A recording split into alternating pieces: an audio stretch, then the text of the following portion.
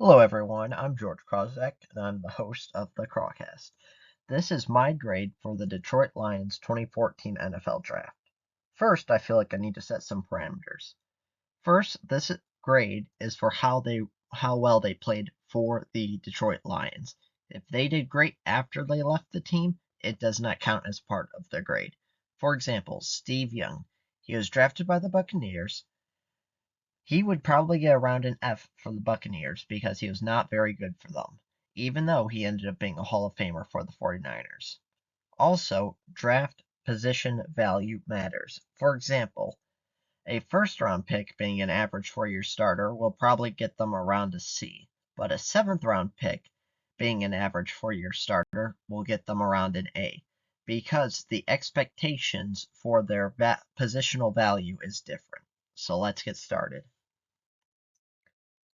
With the 10th overall pick in the Detroit Lions selected Eric Ebron. I gave Eric Ebron a C. He has been a below average starter for the Detroit Lions. He only had one good season for them. Also, only having 2,070 yards and 11 touchdowns for the 10th overall pick is certainly not what you want. With the 40th pick in the draft, the Detroit Lions selected Kyle Van Noy. I gave Kyle Van Noy a D. He had 36 tackles and 1 sack. Overall, that is not what you want from the 40th overall pick. He was below average until he got traded, and he did almost nothing for the Detroit Lions. With the 76th overall pick, the Detroit Lions selected Travis Swanson. Overall, he was an average center for the Detroit Lions, and that's why I gave him a C. Honestly, it's pretty decent for a 3rd round pick, but not great. With the 133rd overall pick, the Detroit Lions selected Nevin Lawson.